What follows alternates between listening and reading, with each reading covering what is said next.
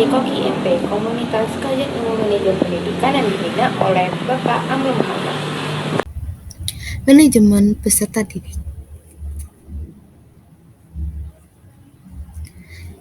Manajemen peserta didik adalah penataan dan pengaturan terhadap kegiatan yang berkaitan dengan peserta didik, mulai dari masuk sampai keluarnya peserta didik tersebut dari sekolah.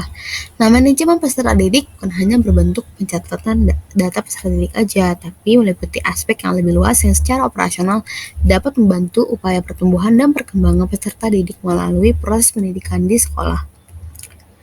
Tujuan dari manajemen peserta didik itu untuk mengatur kegiatan peserta didik agar kegiatan tersebut menunjang proses pembelajaran di sekolah, sehingga proses pembelajaran itu berjalan lancar, tertib, dan teratur.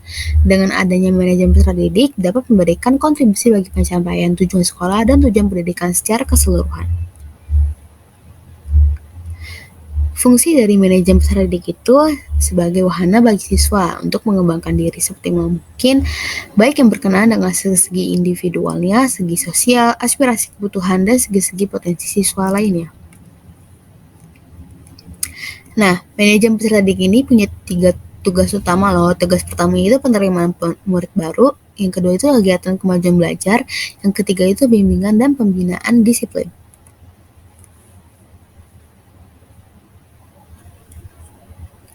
Yang pertama ada PSB dan PPDB. Nah, dalam pelaksanaan manajemen peserta didik berdasarkan sejumlah ahli dia memiliki tugas utama diantaranya terkait analisis kebutuhan siswa dalam implementasinya. Disebut penerima siswa baru atau saat ini sering disebut sebagai penerimaan peserta didik baru. Manfaat yang sangat dirasakan setelah dilaksanakan PPDB online yaitu peserta didik dapat terus memantau mencek daftar ranking sehingga bisa mengetahui nih dia ini diterima atau enggak di sekolah yang tersebut.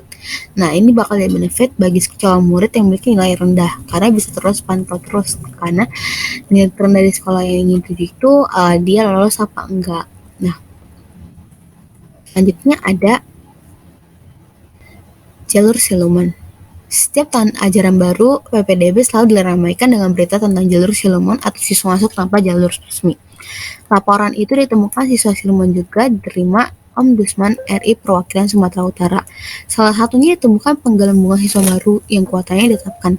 Misalnya ada sekolah daya yang melebihi 448 menjadi 854. Nah, praktik penerimaan siswa siluman biasanya menggunakan jalur bina lingkungan. Di jalur ini, siswa yang telah lulus berdasarkan nilai SKLHUN bisa mengikuti tes. Pelaksanaan yang tidak transparan biasanya menjadi pintu masuk. Nah, harganya itu kadang bervariatif mulai dari 3 juta sampai 15 juta. Patokan harga ini tentunya berdasarkan sekolah favorit atau enggak ya, karena terkait ada jalur siluman ini, tentunya semua kalangan atau masyarakat berharap agar dibantikan karena merusak dunia pendidikan. Sebenarnya miris banget karena akibat jalur ini yang dilakukan oknum tidak bertanggung jawab, yang dikorbankan itu siswa karena fasilitas yang tersedia tidak memadai, maka siswa belajar ada ditemui laboratorium karena terpaksa berdesakan.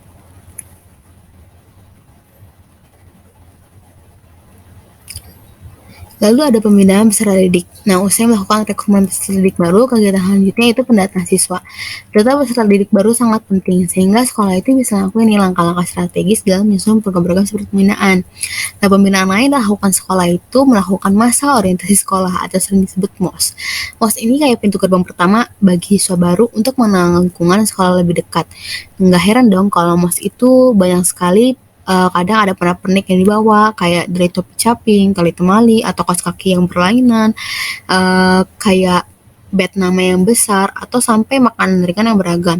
Nah, model peloncoan kayak gitu memang masih terjadi dan agak lumrah bagi sejumlah kalangan.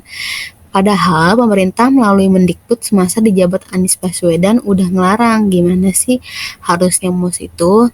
Nah, MOS itu dibilang seharusnya kegiatan yang membantu siswa untuk mengenal sekolah dan lingkungannya, sehingga mampu menyesuaikan diri dengan cepat terhadap lingkungan yang baru dimasuki.